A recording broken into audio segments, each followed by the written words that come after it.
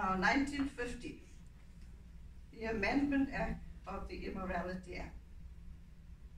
Apartheid and the Immorality Act forbid any intercourse or marriage between whites, blacks, or mixed race, or Asian people.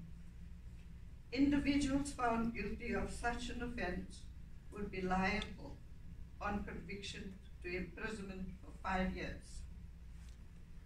Before the Immorality Act became law, many women gave birth in interracial relationships or marriages.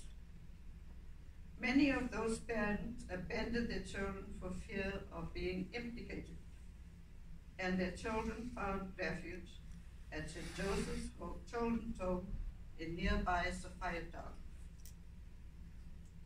One day we heard cries coming from the church backyard behind our fence.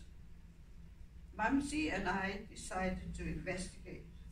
We were shocked to discover 2 children, a little boy and girl huddled together in a wheelbarrow. The girl seemed to be about 4 years old and the boy approximately 2. Mumsy asked the girl, "What's your name?" She replied, "Alet." "And his name?" Mumsy asked, pointing to the boy. With tears streaming down her face, she tugged at her unkempt blonde hair, curly locks, and replied, "Tony." "Where's your mother?" Mumsy asked. Whimpering, Alet said, "I don't know." Little Tony looked on with sad amber eyes and a runny nose. Both of them looked petrified as they clung to each other. Mumsy took pity on Alet and Tony. We took them home and bathed and fed them. For the next couple of days, little Tony crouched in a corner, sucking his thumb. Alet adapted more easily in fear of what would become of them if she reported it to the authorities. My parents decided to keep them.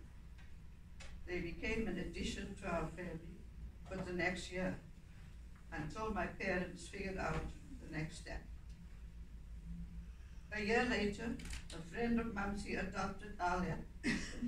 I remember how traumatic it was when she cried and held onto my skirt, refusing to let go.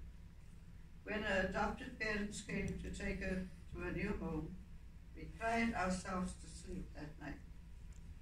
My cousin Millie adopted Tony that same year. We kept in touch with them over the years. Fortunately, both matured into happy, stable adults.